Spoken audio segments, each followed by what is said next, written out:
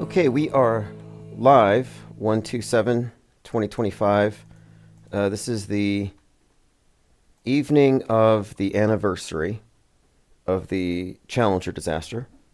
And then yesterday would have been the anniversary or hoax anniversary of the Kobe Bryant helicopter explosion or crash, depending on how you look at it, which may be worth talking about. If you recall, the whole Kobe Bryant thing was replete with predictive programming, commercials, cartoons. I think Ye was in a commercial where Kobe Bryant was in it and a helicopter exploded. But anyway, that was yesterday. Tomorrow would be the Challenger explosion anniversary. And you know, the Challenger exploded at 73 seconds, or 1 minute 13 seconds. The 113 also appears with the Columbia, which was the 113th shuttle launch, which exploded. Lots to talk about today. Let's just off the top here, IPR points of interest. Alex Jones has been switched out. And I said, what's going on? Is this Ozempic Jones or AI Jones? And people are now suggesting that he's been swapped out. And this is from an article Fakeologist posted. And I think this is from Vox Populi. The man on the left is the man upon whose show I appeared a few times. I don't know who the man on the right might be, but he's quite obviously not Alex Jones. Even the shape of his head is different. So I had posited that perhaps Jones sold his likeness. Like here, AI Jones. And they just generate content based off headlines, and then it's filtered through his personality, which is like basically a set of parameters and reactions and facial expressions that are based on decades of content. So, for example, you create a custom AI bot where you feed it all of your jargon from your particular industry. You can custom make these things. You can tailor their, quote, personality.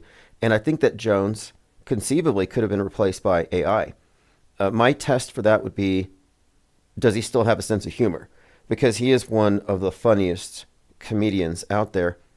As far as like in the alt-right Trutherville area, he is kind of funny, but that's not something AI can do. So if he's genuinely funny, it's probably him. But it hadn't occurred to me that he's been swapped out altogether. Now, I'd say the noses are different. The beard's different. He's obviously a bit in shape, so that changes things. And now, as far as like, is it the same head? That's kind of puzzling to me. His nose does appear to be thicker on the bottom. That's different. He's got a spray tan, so that's also different as well. Now he's shaved off any remnants of hair, so that's another change as well. So a lot of what we're seeing here could be explained just by looking at maybe he had an image makeover.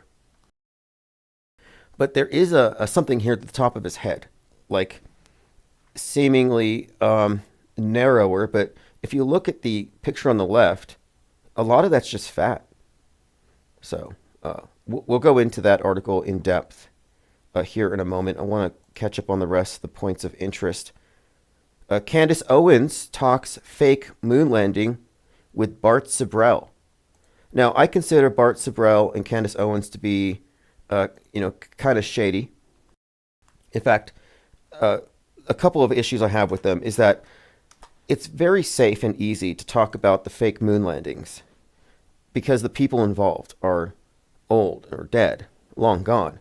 But none of these individuals will take the same level of criticism and go after the ISS, an ongoing hoax. And I find that to be very questionable. So Candace Owens talks fake moon landing with Bart Sibrel. Let me go ahead and bring up the points that I pulled out of this thing. First of all, before I go any further, let me read your comments. I realize that we've had a lot of people pile in here. And if you're not getting the archives, go to ips.monster. Okay, so, wow. Joe Santo must did that Hitler thing, and he looked like he did it his whole life. You know, I was just talking to some family members about this, and a lot of people are apt, if they like Trump, then Musk is just exuberant. It's funny how the ADL gave him a pass. It'd be like if he had used the N-word and the NAACP gave him a pass and said, oh, he's just a little exuberant and autistic. He didn't mean it. It's like, who are they to say? I mean, he could come out with a Hitler stash and goose step, and they're still going to say it's the ketamine. Whatever the case, I mean, it's gaslighting, and people are self-gaslighting. It's pretty revealing, I think, about how just subjective this reality is, how bifurcated the world stage is, how we're able to coexist even though half the population lives in a different universe. Joined by Let's Go, Gondola Wish, Diana South, Salty Siren. Says TikTok made him do it. Chinese influenza. Yeah, Chinese mind viruses, mind flu. That's why they call you influencers. They're trying to convey the idea of mind viruses, mind flu. Diana South said he's probably vax injured, not autism. Yeah, I've always thought that was an absurd claim that the pokey causes this condition. The 4chaners believe that condition turns them into some kind of savants. So it's like, well, wouldn't you want that? Like, shouldn't the 4chaners be pro-pokey so they could get this condition, which they consider to be enlightened? It's very peculiar. Gondola Wish says, iPhones with TikTok installed are selling for multiple thousands of dollars on eBay. Really? I hadn't heard that. I dislike TikTok. I have no use for it. I don't miss it. You know what I dislike about TikTok? The wagging fingers. It's always some face that's kind of jumping around, and they're wagging their index finger so you can look at whatever they're blocking. It's like, get out of the way of the screen. I don't need your finger to trace the words for me. I can just read it at a glance. And the finger wagging just rubs me the wrong way. Okay, continuing, going through your comments again.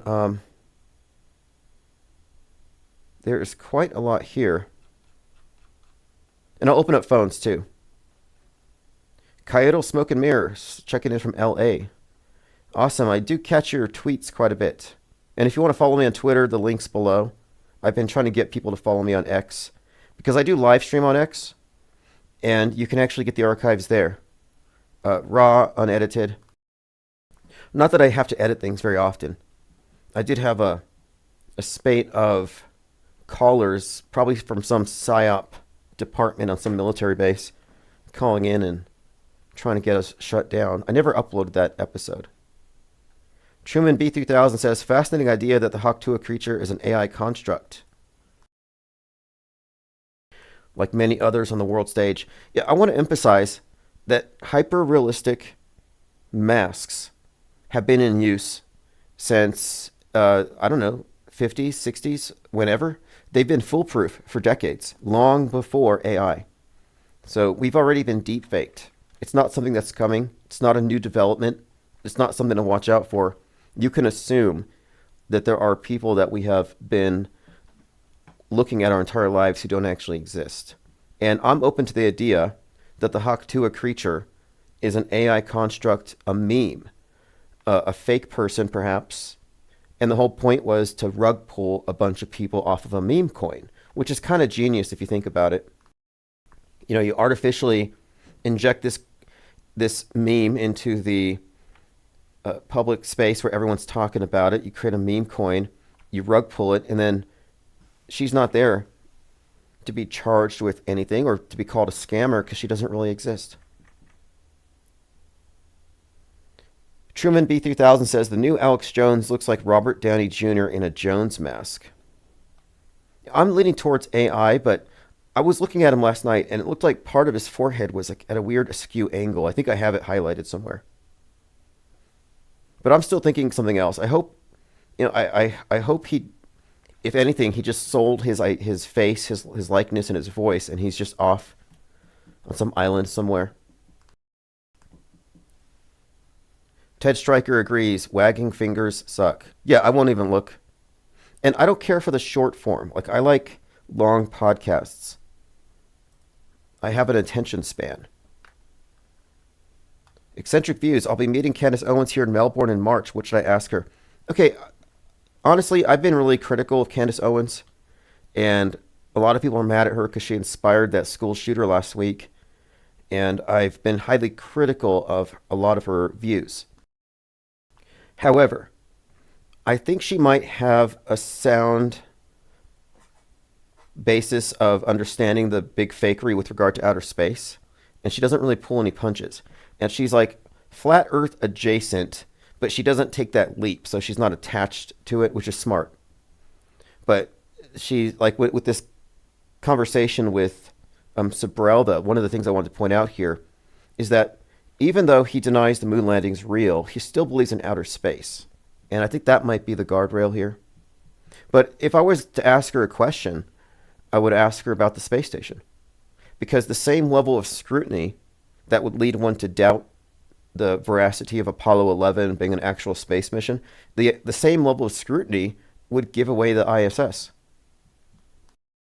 So let's go ahead and talk about Bart Sibrel here for a moment. This is the guy that got punched by Buzz Aldrin while trying to get him to swear on a Bible. So he claims Apollo 11 was faked at Cannon Air Force Base in New Mexico. And I think he said the moon's surface is like pulverized concrete. And one thing I want to point out, when I look at the moon landing videos, I'm always asking, where's the moon? Like there's no moonscapes. You know, if you're out in a desert on a moonlit night and you just look out, you see desert until it reaches the horizon. The ground is lit by the moon, right? Well, here they are on the moon, and we can only see about 100 feet away. That's where the horizon line is. And that doesn't make any sense. I'm like, where is the moon? You know, if it was real, from ground level, we should see moonscapes, craters, as far as the eye can see. And that's not the case. It looks like they filmed it in a Walmart parking lot. But according to Bart Sibrel, it was here in New Mexico, Cannon Air Force Base. He also has a source that claims that China's space agency knows Apollo 11 was fake and that they're blackmailing NASA over the fake moon landing. So one of the things he does is he kind of feeds people into the idea that they faked it to trick the Russians and they're trying to keep it a secret, but space travel's real. And NASA has secret space technology that they're giving to China because China's blackmailing them over Apollo 11. To me, that's all just hogwash. And it's all a diversion so you don't talk about the ongoing fakery. In fact, she asks a question about Elon Musk, and let me get to that comment here. One of the points he raises that I think is worth addressing is that he says that the simulations at the time of Apollo 11 were indistinguishable from a real flight mission from the ground control's perspective. And this is according to the flight director, Eugene Kranz. Which means that if you were in the control room and you were told that these guys were going to space, you would have no way of knowing it was a simulation. It's an important consideration that there's a compartmentalization here. So you have tons of true believers, useful idiots, and then you have the insiders who are clowning them. He thinks that the limiting factor preventing manned space missions is the Van Allen radiation belt. Now, he does seem unconcerned about the Earth's shape. He says there's no geography test to get into heaven. But he does believe, and this makes sense to me, one of the points he raises that actually makes sense is that this hoax could be a linchpin that could bring down the deep state. Now, I don't believe in the deep state, and these are just conspiracy theorist terms, a way of describing Democrats, but it's all deep state. The deep state has an orange face. It's your president. Trump is the face of the deep state. It's funny how they think there's like this deep state and then the not deep state and there's this fight. It's like, no, that's all fake. But anyway, he makes a point of mentioning that none of the other truthers or influencers or people who are against the deep state ever address this, that they actually defend the moon landing. And that's kind of interesting if you think about it. Why do you have all these, like Alex Jones, since we're talking about him, he's a huge defender of the moon landing, the moon missions, and he believes that there's a secret space mission. And so he's a pro-NASA guy, which is, again, interesting here that he makes a point that these are the individuals who could bring up this issue that would actually do some kind of damage to the other side. But they don't, of course, because they're all in on the scam. I mean, this is ridiculous that China is somehow blackmailing NASA. It's like we're always calling it. It's not a secret, but the idea that they're blackmailing them is just diversion again. But yeah, again, Eccentric View says, I'll be meeting Candace and you'll ask her about the ISS. Yeah, she did. She sent her producer to the final experiment, which is kind of interesting. That's one of the reasons why it's somewhat questionable. Because I don't look at any of these alternative media people as separate from the mainstream. They're all in the same box. But for some reason, she's been veering very close to the edge. She talks about Jack Parsons, the origin of NASA, I mean, the terminology is always off. They say Satanism. It's like, but she did mention Thelema today, or yes, whenever they did this debate, this conversation. Okay, so she asks about Elon Musk. She says, isn't he too smart? She wonders, is he too smart to believe in moon landings? Which is a valid question. And what Sabrell suggests is that he knows it's fake. He says Musk has a copy of his book, and he calls the moon landing a historic anomaly, and that he's indicated indirectly non-belief, but he's not going to rock the boat out of self-interest. So what Sabrell says is, quote, I know that he knows they didn't go to the moon. I also know he has a copy of my book. So Bart Sabrell is confident that Musk knows the moon landing is fake. But again, if the ISS is fake, then everything Musk is doing is fake, because where do his rockets go? They're sending supplies to the ISS. So he's obviously part of the fakery, unless you think it's possible that somehow he doesn't know. Because something came out recently where it turns out that he does not have the security clearance to access some parts of SpaceX. That there are hundreds of employees of SpaceX that have a higher security clearance than Musk. So it's possible that he has no clue that it's all fake. He could be like a Truman in a Truman Show. I mean, it's plausible. But does it make a difference? You know, I often ask this question, does it make a difference if somebody is a dupe or an agent? Like either they're being fooled or they're fooling you.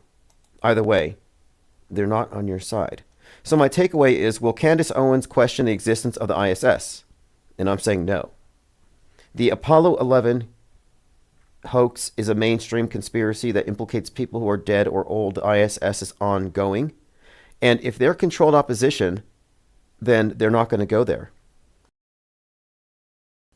If the moon landings are fake, then the ISS is fake. The space program is a house of cards, and Apollo 11 is a foundational lie. And of course, Musk won't be able to call that out because it's calling himself out. In fact, I think there's a story just today about the car he sent into space. They're claiming that it was identified falsely as an asteroid. Kaido Smoke and Mirror, just in, President Trump appears to call for an end of the federal income tax. Yeah, I heard that soundbite. And then we have the Gulf of America. But Eccentric View says, I'll ask her about the ISS. Yeah, absolutely. Because I happen to think that this is a major guardrail. That they want us to be content with calling out the moon landing. But honestly, that does nothing. It's sort of like, I've been thinking about how calling out crisis actors is pointless. And it's likely a limited hangout operation. Think about it. They get the truthers to focus on low-level, easily dismissible actors, and none of them are talking about the directors, the writers, or the interlocking networks of agencies that would necessarily be involved. It keeps them from focusing on the big picture. It's too narrow of a focus. That's why I don't really focus on crisis actors. I notice there are a lot of channels that do this. And it's like, you know what, that's conspiracy candy. That's a distraction. You should be talking about the directors, the script writers. But they don't want us to go there. Like I said, if the space station's fake, then everything with SpaceX is fake. And does Musk have plausible deniability? I think not. The Frugal Snowbird says, too late of a start time for those of us on the East Coast. Yeah, my plan is 7 p.m. Mountain Time. Once I get things stable here, that's going to be the routine. but right now it's kind of whenever I can. I have a couple of things I'm working on. We do have a couple of things going for the channel here within the next month, which I'll spend more time on later. Namely, the tabloid. I do have a means to get that launched, and I have 2 issues ready to go. Okay, let's continue here, going through my notes, minds.com. So the other day we were talking about, robots that bleed, robots that breathe. We're talking about like these hyper-realistic simulations. And I found a number of these simulated capable of. That's why I think it's useful to know what kind of realistic training dolls there are. And there are some that talk, that bleed, and some of it's quite ingenious. Like one of them involves a prosthetic arm that you put on with a sling, and you hide your real arm. And then this arm is bleeding, and they can tourniquet it. Things that can trick the camera. The fakery is just getting better. And that's not even getting into the AI stuff. Oh, by the way, this is going on right now. A large-scale multi-agency nuclear incident training exercise from 126 to 131 in Albany, Saratoga counties. Training exercise will not pose risk to area residents. But anyway, there's a lot of notifications about these nuclear incident training drills going on, which is kind of interesting considering the drone psyop earlier this month and at the end of last month, where many believed that these were involved in trying to find some kind of broken arrow, is what they call these, a missing weapon of mass destruction. And there have been 32 incidents of broken arrow incidents, which are basically they lost a nuke or possibly one has been stolen, but whatever the case is, we're waiting for number 33. Mentioned this the other day, Dave Franco's friends and everyone is begging him to play Luigi Mangione. Insane. But he says his phone's blowing up. Everybody's trying to get him to play the shooter that killed the CEO because it's a good thing. Really strange times we live in. But I wanted to bring this up again because Dave Franco did the voice of the Riddler in one of these cartoons, which is highly significant, again, because the Riddler has been associated with a number of these shooters. For example, Thomas Crooks, Riddler and Joker. So these Batman movie bad guys have been superimposed over these chaos agents. And this just, again, reiterates it. And I've been finding a lot of articles about the series The Madness. Like this one, what if Luigi got away? Because one of the themes in The Madness is the guy who kills the bad guy is protected by the communities. And this article fantasizes about Luigi having made it to Seattle, where everybody's protecting him. Truman B3000 says, MIA's song Paper Planes is trending. Yeah, what's the deal with that? I don't know. I'm not familiar with that song. What does it have to do with 9/11 or something? What's the significance of MIA Paper Planes? If you want to fill me in. Okay, continuing here. I've been talking a lot about the drills that were being performed on September the 11th, 2001, because people have a hard time fathoming how you could turn downtown Manhattan into a closed movie set. And when you realize that there were 1,000 casualty actors, then you can start to understand the scale of the operation. But one of the drills I came across, because I've been researching this, NORAD had drills with jets as weapons. In a written statement, NORAD confirmed that they did hijacking exercises, and these scenarios were set up for 9/11/2001. It says numerous types of civilian and military craft were used as mock hijacked aircraft. These exercises tested our track detection and identification, scramble, and interception, hijack procedures, internal and external agency coordination and operational security, and communications security procedures. A White House spokesman said, The Bush administration was not aware of the NORAD exercises, but the exercises using real craft show that at least part of the government thought that there was a possibility of such attacks. Again, just one example of many of what are impossible coincidences. Joe Saunter says, James Franco was in the JFK show on Hulu, 11/22/63, where he's a time traveler. Fascinating. Really interesting.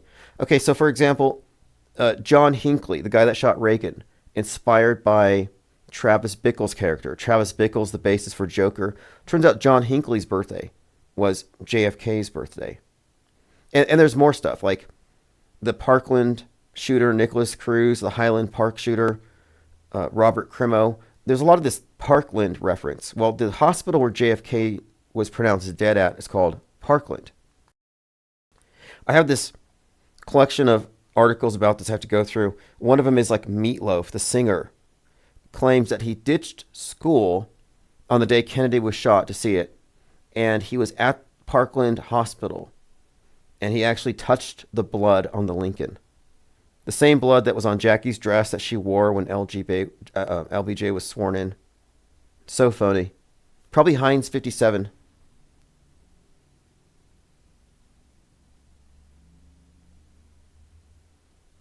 Kaido Smoke and Mirror. MIA song Paper Planes is trending. Could be a tie into the Broken Arrow drills. Yeah, I was wondering if this has to do with like Kansas City Chiefs, the Arrow.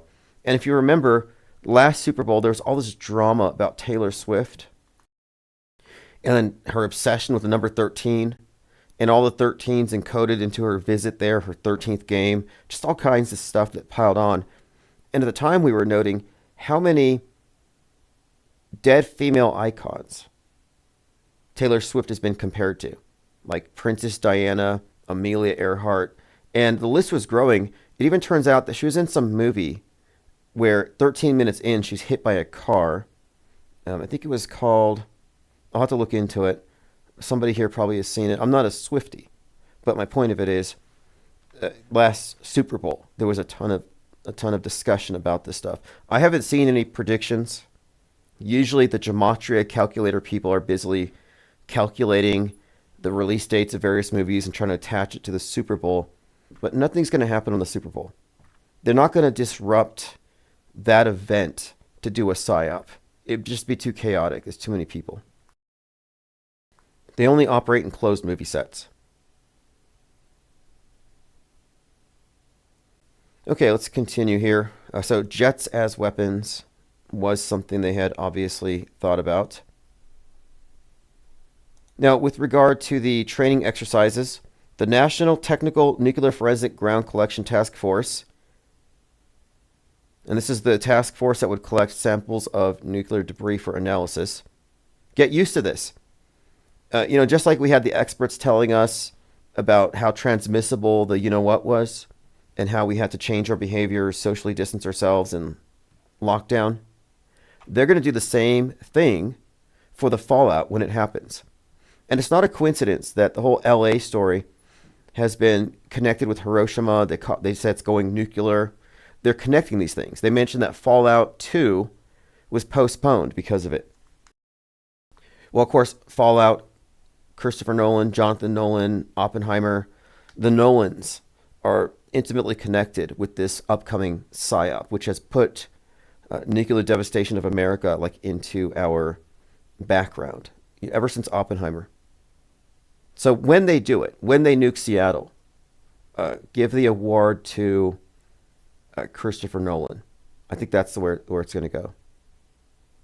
You know, the two of them, there's another Nolan brother who was a hitman, and his nickname was Oppenheimer.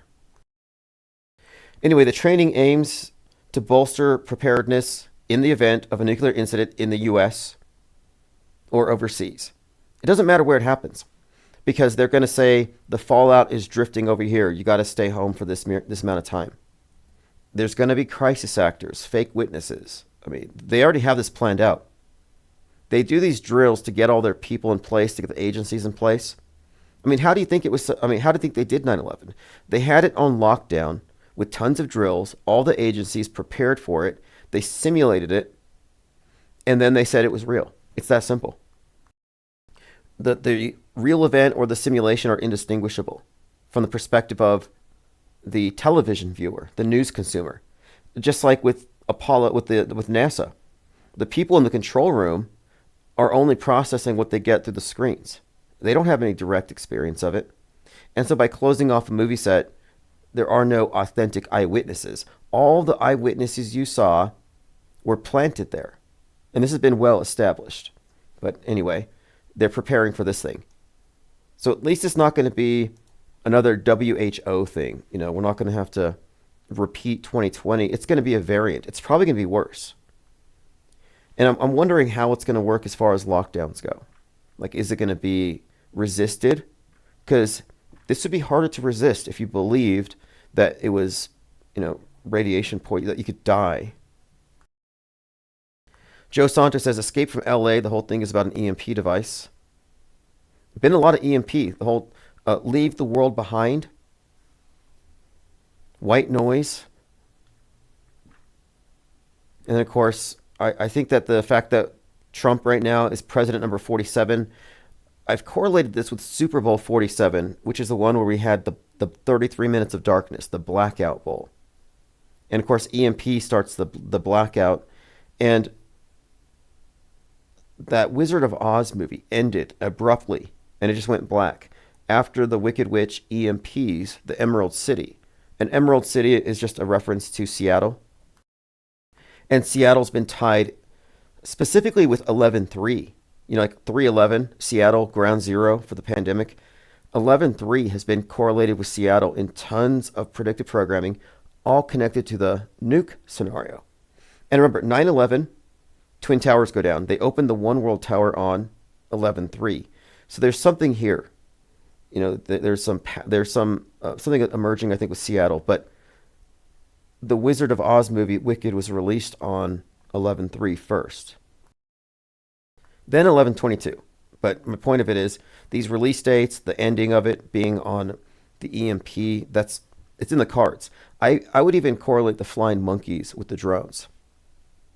Truman B3000 says, so many auto believers of nukes. Yep. See, I don't believe in them. I mean, I know what they are. The nuke is a God construct. It's a threat that they've used to reorganize geopolitics. I mean, you can't understate the significance of these hyperstitions. It's as though we all, not we, but the masses who believe in whatever they see on the screen, it's as though they've accepted the existence of a war god. Like, it's basically a hyperstition. It's this thing they can just invoke. If we don't all follow these leaders, support this, then this could happen. It's this doomsday scenario, like this judgment, which, again, doesn't exist. There is no button someone can push that can wipe everybody out, that can just stop everything. But they have people believing this, and it's consistently reinforced with all of the programming. They need you to believe in this stuff.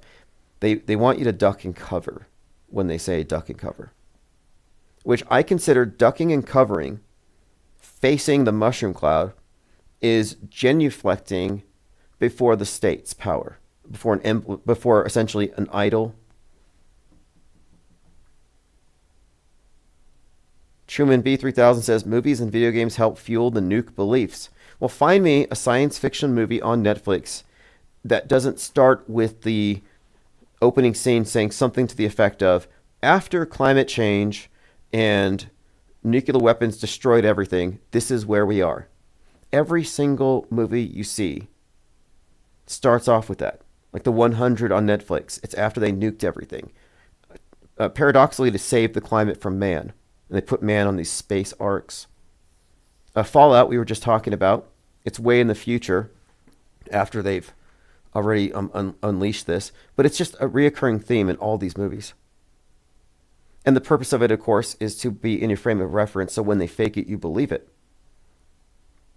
When you're looking at these science fiction movies, you're actually looking at the future. And it's not prophecy necessarily, but it's their plan. It's a blueprint. And we're not manifesting it in some magical way. No, we're implementing a vision and a worldview. We're implementing a design thinking that it's all organic. But no, this is all planned in advance. That's why I'm saying with confidence based on my analysis of predictive and concurrent programming that 2025, in all likelihood, this is the year that we get it. And I think it's Seattle. I'm not as specific as some others like JL Seattle on 6/11. I can understand the basis for that though. It makes a ton of sense. Like the 9/11ing, these dates are highly significant. 3/11. Well, 6/11 has a great deal of significance to the far right, who will be the source of it. One of the consistent themes from Turner Diaries, Helter Skelter, all these various doomsday scenarios is that when we get nuked, it's going to be domestic terrorists working in tandem, likely with Russia or something. Okay, let's see. Oh yeah, Planet of the Apes, Diana South. And if you remember, during the Paris Olympics, the opening sequence, it had the Statue of Liberty all busted up and the space station falling down. And that busted up Statue of Liberty was a reference to Planet of the Apes. But yes, a lot of people believe in it. And this is why I make this distinction between believers and skeptics. Because the media believers are are essentially easy to manipulate. They can be triggered. And I knew some people, some friends, who had some drills they did. Like they terrorized their kids because they were scared of like Kim Jong-un or something. And I was like, that's child abuse. I didn't say it, but I felt like telling them, hey, these things are fake. You're traumatizing your family. They're just being protective. Coyote Smoke and Mirror says Broken Arrow is a 1996 American action thriller directed by John Woo, starring John Travolta, Christian Slater.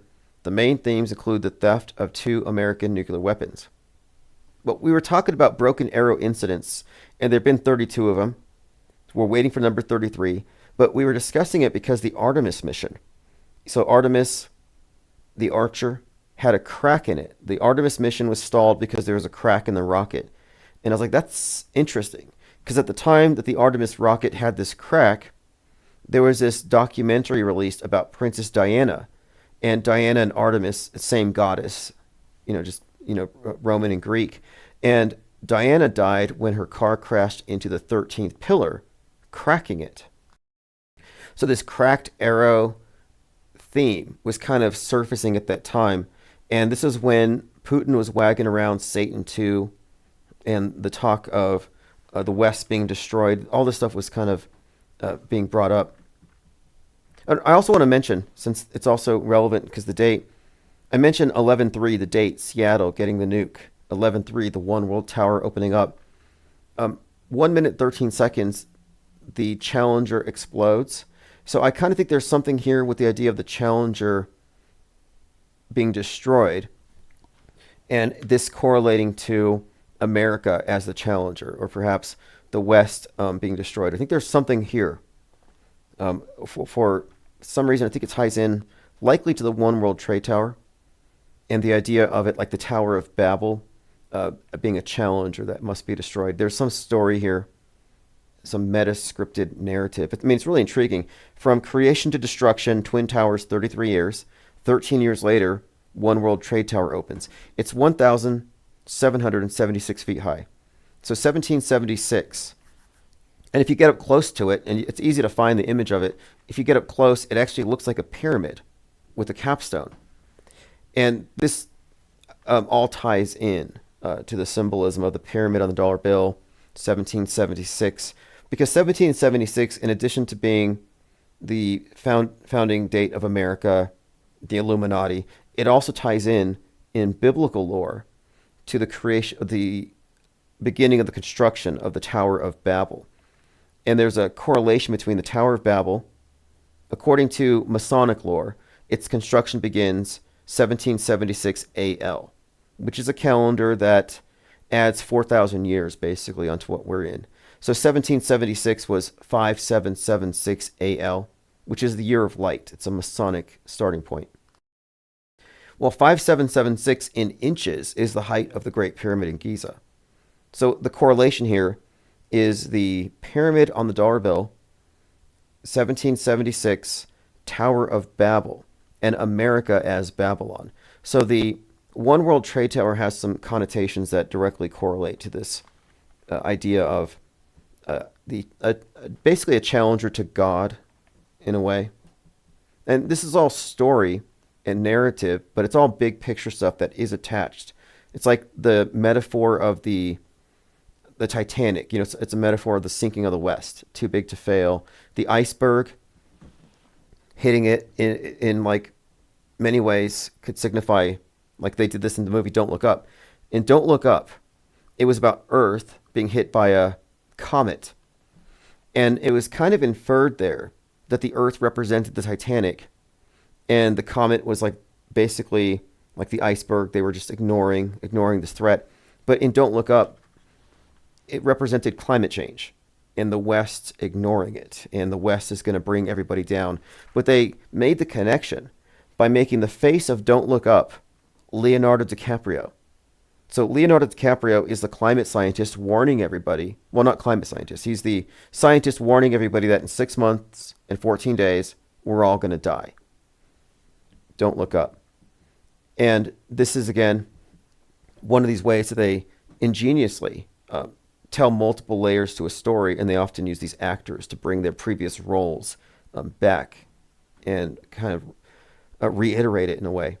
But the idea of the West being responsible for the sinking of the world was implied in Don't Look Up. So the idea is, if we don't stop this, then we're all going to die. And this is a reoccurring theme. And the destruction of the West was really huge in 2022 in all the media on Netflix, HBO, like Westeros burning in Game of Thrones, Westworld. Westworld also has tons of concurrent and predictive programming with 311 and the entire agenda there. But the reoccurring theme of the destruction of the West has been this thing we've been talking about. And it even correlated with the more or less fall from grace of Kanye West when he hung out with Candace Owens and did the White Lives Matter thing and what happened after that. And even this has been referenced recently with that shooter in Tennessee, Henderson Solomon, who cited Kanye West as an inspiration, and Candace Owens. And in his manifesto, he said, "Death to the West." Going through your comments, Jessica Lynn, 6/14, Trump's birthday. Yes. I have this mind map on it, and I was just looking at these connections. It's incredible. 6 months and 14 days until the Earth gets destroyed, a reference to Trump's birthday. And it just happened to correlate timing-wise with Alec Baldwin shooting Helena Hutchins, which ties into Hunt for Red October, but then which has to do with a nuclear submarine that they can't trace. So there's that theme again. But also, the director he shot had the birthday 6/14, which ties to Trump. And this is Alec Baldwin, totally Trump deranged, dresses up like Trump for SNL. And they had asked him a question during an interview. They said, "How do you feel playing Trump so much?" And he said, "It makes me wish for a meteor to hit the White House." And I thought that's intriguing because, of course, Don't Look Up was like in the trailers were like in regular circulation at the time. Let me see here. Going through your comments. Lean Dion says, the 33-year-old falling into the memorial cube. Yes. The 33-year-old falling into the memorial cube, kind of posing like the hanged man. And I think that memorial pit, it's like this reflecting pool. I think that's a reference to Revelation 9/11 and the abyss. And of course, the angel over the abyss being referenced as Apollyon, Abaddon, Donald Trump, and a few other names. I actually think the Terminator is tied into this because Apollyon, I believe, translates to you have the destroyer, then the exterminator, Terminator. And of course, the destroyer is what Oppenheimer said. He said, "I am the destroyer of worlds." He was referencing he's referencing some scripture, but the point of it is destroyer is also one of the terms associated with this angel over the abyss. So I think this is all, highly relevant symbolism. And also significant, James Cameron, who did supply a lot of 9/11 predictive programming in the Terminator movie and in Titanic, was at the scene of the wreckage of the Titanic, filming a documentary called Ghosts in the Abyss. And that was on 9/11 2001. And then finally, on 9/11 2001, at Ground Zero, there were billboards all around that had Arnold Schwarzenegger, the Terminator. So the Terminator was looking over the destruction of Ground Zero on that day. And one of the plants had video that was 8:46 a.m. and it was the explosion. And then there was Arnold Schwarzenegger in the same shot. For Collateral Damage, a movie that was postponed because of 9/11 and they had to take out scenes that involved hijacked planes. They had to do a rewrite because it's so closely aligned with what happened on 9/11. And it was advertised at Ground Zero with Arnold Schwarzenegger's face. So to me, that was them projecting the face of the Terminator. And of course, this has a great deal of significance to this nuclear scenario because, of course, in the Terminator, you have that very iconic scene of LA getting nuked. And the lady's holding the fence. She's burning up. Smarty Pants says they have unlimited money and no creativity. I would disagree. I think they're incontestable, that they have some of the best writers and directors and artists at their disposal. In fact, I was looking at this mind map I've been working on. What I'm doing is I'm putting up a certain event, let's say 9/11. And then I'm drawing a mind map that shows which directors created movies that fed our imaginations, imagery, narratives, and stories, things that would basically prepare us for this future event. So I'm connecting predictive programming to fake events, attaching the directors to it in all their movies. And the patterns that are emerging here are quite revealing. And we're arriving at something here.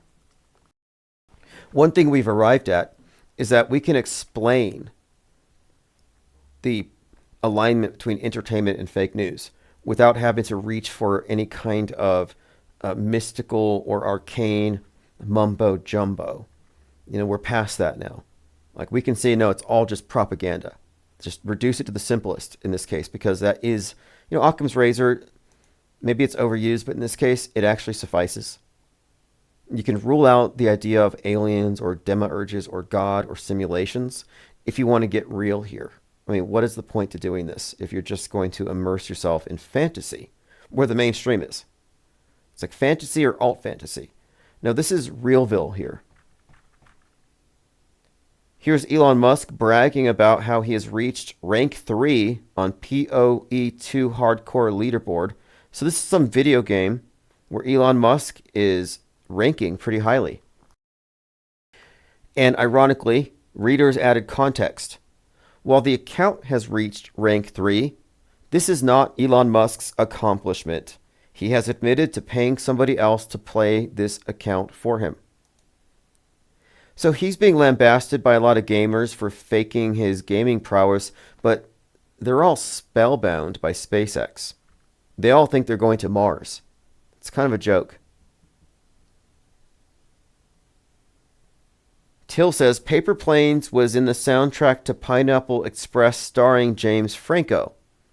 James Franco starred in Oz, the Great and Powerful. He's okay. James Franco is the older brother of Dave Franco. I'll have to look into that. I mean, I was talking about this shooter, Henderson, Solomon Henderson, and how he cited Kanye West. And Kanye West and Candace Owens, White Lives Matter, all this comes out of Black Skinhead, Ye's song from like 2013, which was like forecasting his fall from grace. It was forecasting everything that happened in 2022 and since, really. But interestingly enough, that song is on regular rotation on Amazon right now in this promotion for Bill Maher's new show. Not a coincidence. It's an echo chamber effect. Like I'm picking up on this. I'm reading the zeitgeist, and the way you do so is you cease to separate news from entertainment, from the political drama, and anything that goes viral. If it goes viral, you're meant to see it. And when you look at all these things as coming from a monolithic source, then it begins to create this gestalt, and it's not anything more than an echo chamber where nobody is exempt from it. I mean, let's say you're just watching Beetlejuice because you don't care about the news. Well, you see dead Trump walking through or you're just watching the new Batman series, Caped Crusader, because you like cartoons. Well, you have at the season finale, the Trump-esque character gets a boomerang thrown at him, a bladed boomerang that cuts his right ear. I mean, Captain America, which I think is coming out next month. The trailer comes out right before the Trump shooting, and in it, the president is shot at while giving a speech. And of course, he's on the ground afterward. I mean, we just like, you can't escape this stuff. And putting your head in the sand, trying to detox from media is futile. It's futile. The only position of situational awareness is being informed. So what I'm doing here is like, I'm not doing anything other than informing myself about what the masses believe. And if they're all primed to duck and cover, guess what? We're all going to duck and cover. And you got to look at the movies. Like there was that movie in 2019, I think it was called 5 Feet Apart. And it was about these two immunocompromised lovers who had to stay 6 feet apart. But one of them wanted to break the rules, so 5 feet apart was about this breaking of the rules. But my point of it is, they prepare you for everything in advance. I consider, like for example, I consider Fallout, the series, to be a PSA. These are all PSAs. These are to inform the public about the next thing to be afraid of. So they need to educate you about Fallout, how it hurts you, how you mitigate it, who to listen to, what EMP does. They have to prepare you for these things in advance. Breaking, J6er killed in Indiana. So these J6ers are getting killed all over the place. I mean, wasn't there another one that just got shot? It says one of J6 pardons got into trouble with the law. Matthew Huddle, 42, of Hobart, Indiana. He was pardoned, and on Sunday he was pulled over. They attempted to arrest him, and he resisted. The deputy fired the weapon, killing him. He did have a gun. It's unclear if he threatened to use it. So I'm thinking that this is likely, well, this is fake, but I think this is likely the intentional creation of martyrs, kind of like BLM. They've got to create martyrs to energize MAGA and to make them feel like the deep state's oppressing them. So I would suggest that these J6ers are all crisis actors, and they're getting a lot of use out of them. None of them served any time on anything other than a movie set. Till says, I wonder if there's predictive programming in the Luigi Mansion games. I did hear somebody mention ghost guns, and Luigi used a 3D printed gun. 3D printed guns were used in the Madness. And I think there's a connection here between Luigi's green hat, and the Green Beret who tried to kill Musk with the Cybertruck with the bombs in it.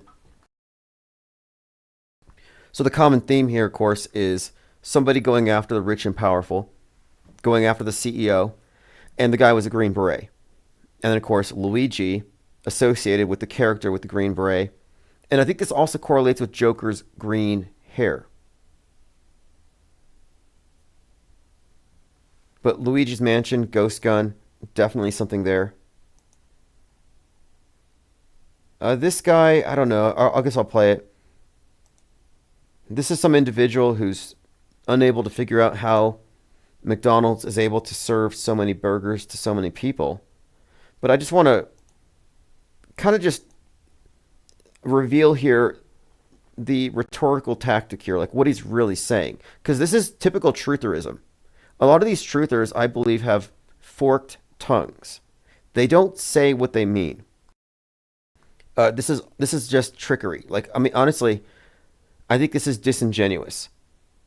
I'm going to play it, and then I'm going to explain why I have a problem with it. Ba-da-ba-ba-ba. You know what time it is. Y'all still feeding this stuff to y'all's kids? Tell me how McDonald's serves 7 million burgers a day. That's 2.5 billion burgers a year. Let's do the math here. If there's only 1 billion cows in the world, and 300 million of those are in India, where they have laws where you can't kill them, they don't eat them, you know? I'm trying to do the math, and the math just ain't mathing here. Where are they getting the cows from? Where? Okay, here we go. My problem with this is you have individuals who are trying to make a claim without claiming it. They are appealing to ignorance. It's kind of like the chemtrail people do. They say, what are they spraying? Well, they're not spraying anything. That's a loaded question. But they're asking the question because they want you to arrive at the conclusion that you're being poisoned without overtly saying it. They don't go out and say, hey, did you know those airplanes are spraying poison on you? No, instead they appeal to ignorance. They say, what are they spraying, to get you to ask a question to lead you somewhere. It's very disingenuous. They can't just be upfront about it. So what is he saying here? Well, what he's really saying is they're eating human meat. That's what he's saying. They're serving human meat. He's saying that without saying it. Just come out and say it. I think McDonald's is serving human meat because there's not enough cows. Now, the other problem with this is that just because you don't know something doesn't mean it's not known. So it's like, it's not a mystery. One of the things they do with these appeals to ignorance is they try to assert that something is mysterious or not known. Like, what are they spraying? Nobody knows. Nobody knows what they're spraying. Like, that's not a valid question. That's just exhibiting your own ignorance. But in this case, it's doing so disingenuously because he didn't do his own research. He could have done the math, and he could have figured out how you can arrive at the number of cows necessary to produce this many burgers. But again, I think it's just disingenuous for truthers to say things without saying them. Like, just say it. If I believed McDonald's was serving human meat, I would have a sign, and I'd be in front and I'd say, you're eating human meat. I wouldn't let him get away with it.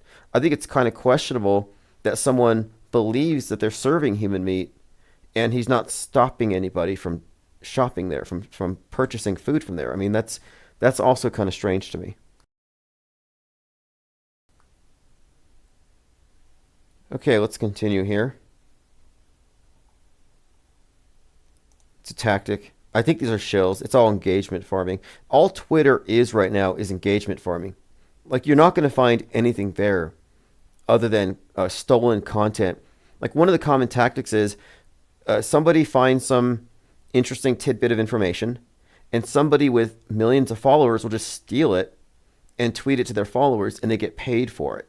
So there's a lot of content harvesting, content theft, and there's no regulation for it. There's no respect. I mean, X is, it's such a huge mess, but there's no fixing it.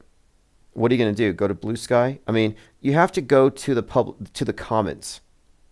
But we're also experiencing something here because a lot of big companies are like, they're publicly distancing themselves and their brand from X.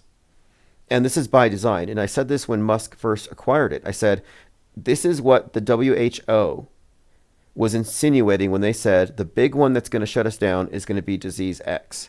I said disease X is the mind virus.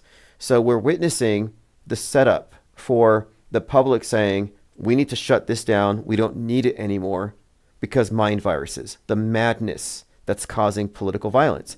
And the show The Madness was about a Musk-esque billionaire funding right-wing Nazis causing violence. So what did this shooter in Henderson, Tennessee do but respond to characters on X that he followed, and he commits violence. And then they show him, I guess he was an exuberant autistic because he was doing a Hitler salute. But that can't be a coincidence if you look at the timing of a black white supremacist shooter referencing Ye, who again is associated with Musk. These things are all interconnected.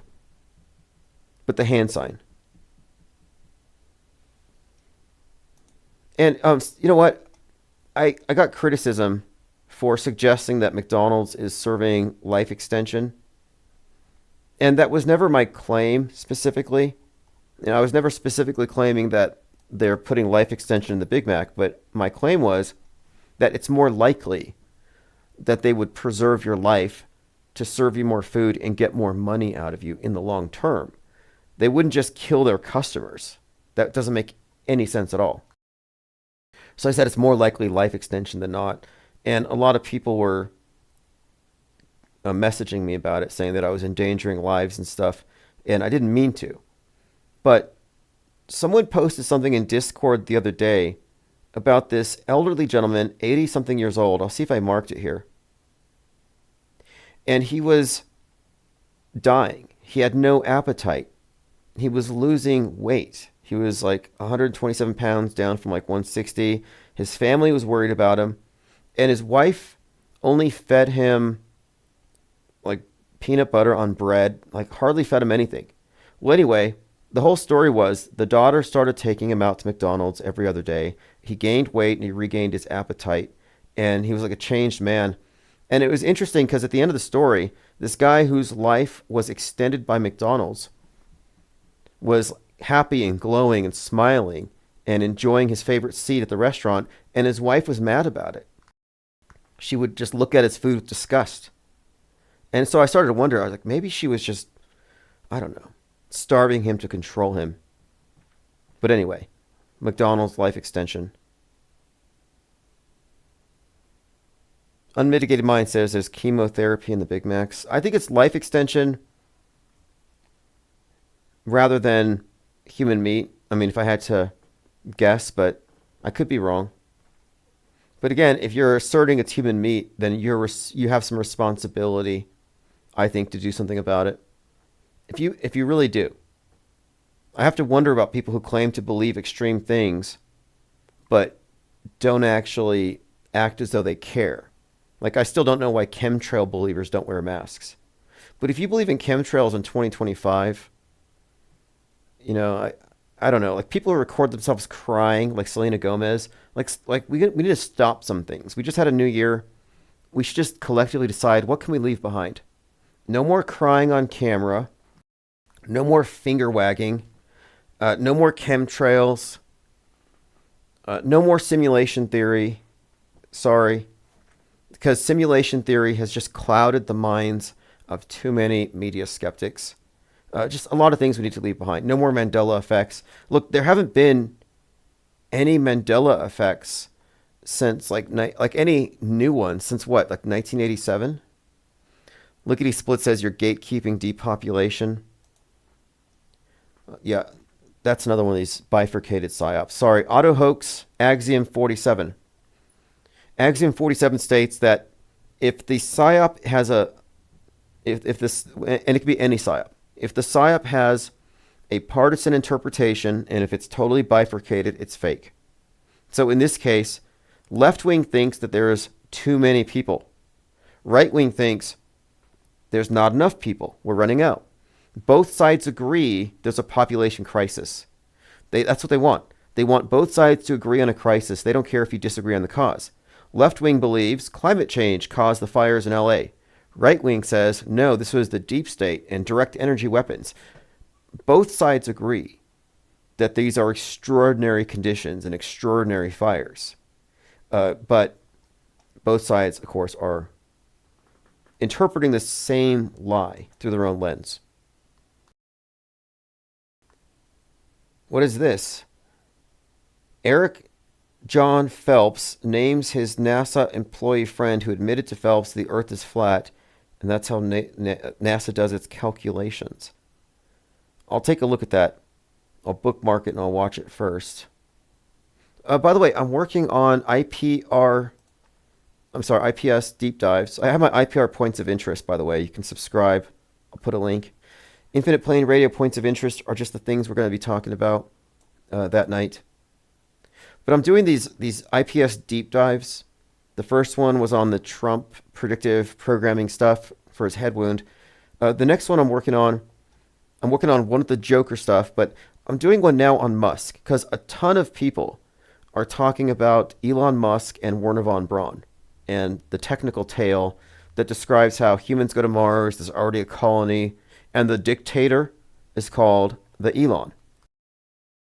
A lot of people are talking about this, so I think now would be a good time to release a 30-minute breakdown of all the different components that create this Frankenstein monster.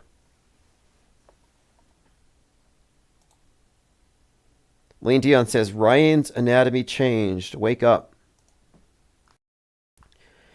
Yeah, that's one of the things they claim. So the Mandela effect group, the affected ones, they didn't have any new effects, but they started making some up.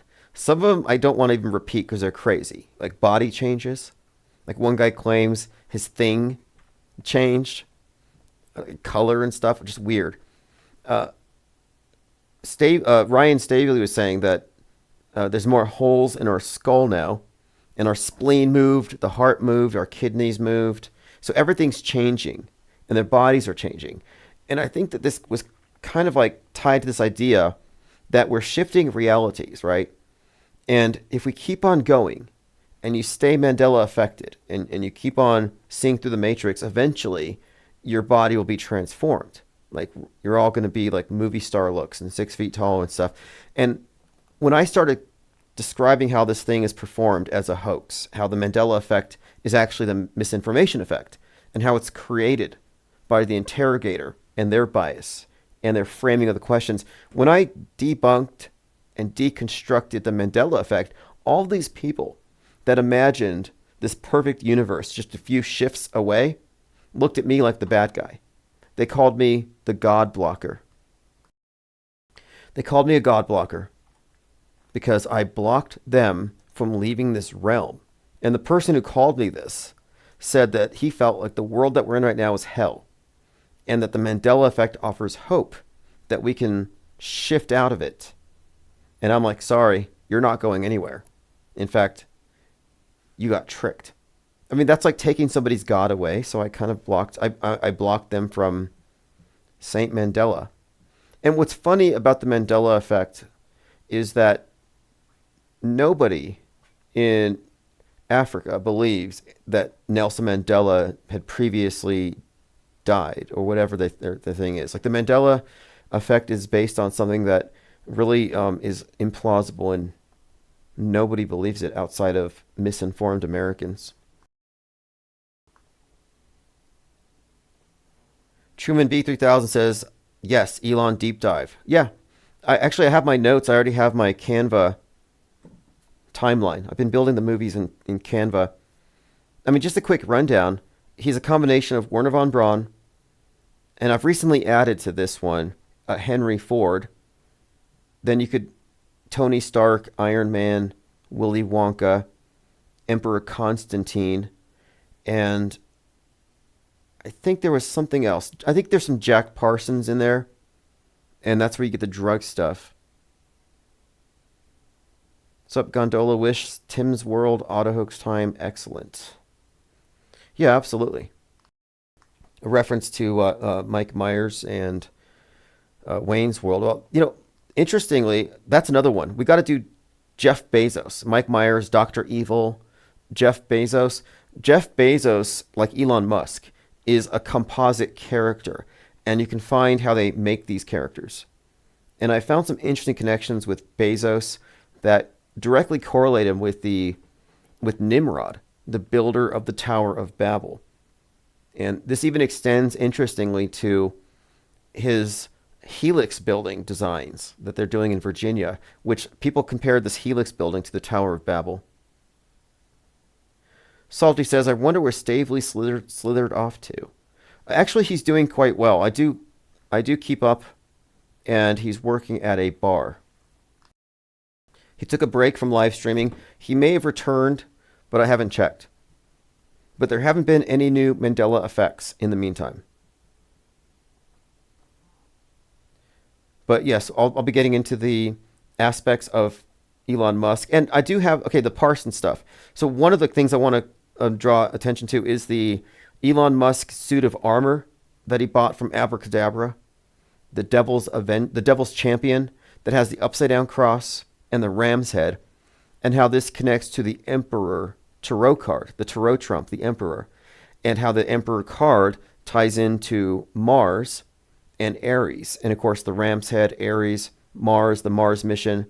And then Musk also has this deep connection with Jack Parsons through this whole Thelema thing. When you look at the age of Horus, as described by these New Agers, and the age of Mars that Musk is leading us into. Mars being associated with the Egyptian Horus. And of course, Horus is the falcon-headed god. And this all ties into Musk's Falcon rockets and explains why they were red. I mean, there's a lot of symbolism that goes into the whole SpaceX thing that gets into the more esoteric aspects of the Musk character. Okay, let's move on here. So Candace Owens talks fake moon landing with Bart Sibrel, but can they question the ISS? Yeah, if they can't question the ISS, this is your litmus test. If they can't question the ISS, or if they don't, then they're plants. The space station is the Achilles heel. It really is. And we have to bring it down in the minds of the believers before they pull it down. And guess who's going to be pulling the ISS down? Elon Musk. I believe they are paying Elon Musk. I got to check. I think they're giving him like $666 million or something to bring down the ISS. Some ridiculous number. But yes, June this year, NASA announced that they are going to pay Elon Musk to destroy the space station. They're going to give him, $150 billion. $150 billion. He's going to destroy the space station. And they're going to tow it down. And in my book, Metascript Decoded, I was talking about Musk and the age of Mars. And I'd even said then that they're likely going to use the dragon to bring down the ISS. And I suggested this idea of the dragon as some kind of an incident because it ties into Revelation and the dragon's tail bringing down a third of the stars. And I thought, wouldn't it be interesting if he accidentally knocks down the ISS and then hits a bunch of his Starlink satellites? He's got 42,000 and a third of them fall down, satellites falling. It'd be biblical. And space junk Armageddon is more likely than getting peppered by asteroids or meteors, and it's even more fakeable. And that may be a thing. I mean, space junk has become a thing. Roland Emmerich, I was talking about mind mapping these various directors. Well, Roland Emmerich did Independence Day, which prepared us for 9/11, but he also did Moonfall. And Moonfall preceded a lot of this space junk fakery, which we have been inundated with. Yeah, Lean Dion, Dragonfire raised Westeros. And Westeros, of course, Game of Thrones, the Iron Throne. Iron associated with Mars. And the House of Stark. And Tony Stark is Iron Man. And the emblem of the House of Stark was found on Mars in the form of a plateau or something, but it's just shaped like that House of Stark. Anyway, there's so many connections between entertainment and the space fakery. I say we live on planet Netflix, but it's the Disney universe. Okay, we're out of time now, but I am going to be starting earlier in the coming days. So you can go ahead and plan on a regularly scheduled IPS evening deprogram. I'm going to try to do 7 to 9 nightly, which makes sense for me as far as it's convenient. And I think we get a lot of people on the East Coast who can probably attend. So I appreciate all the comments. We had way more than 100 comments in like the first half hour. Lots of participation in the chats. We'll continue this conversation tomorrow. This is One-Eyed Jack and the Murder Hornets, Dawn of a New Day. And I'll put a link to this video in the chat below. If you want to subscribe, please do so.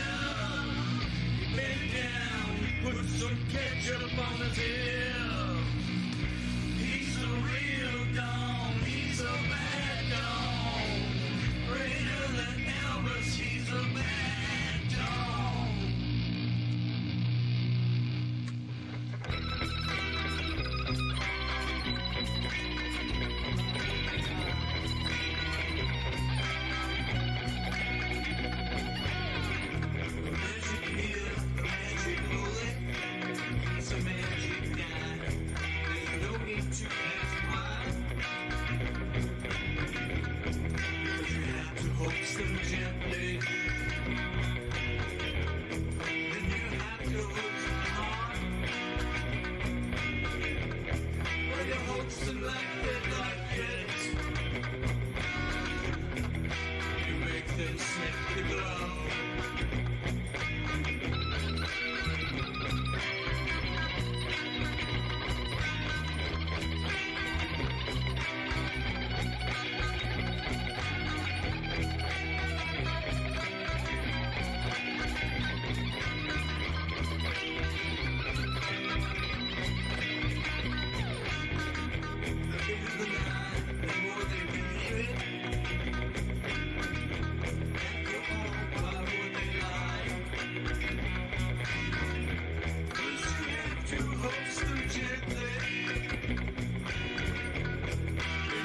Them really hard. Yeah, you hoax them like they like it.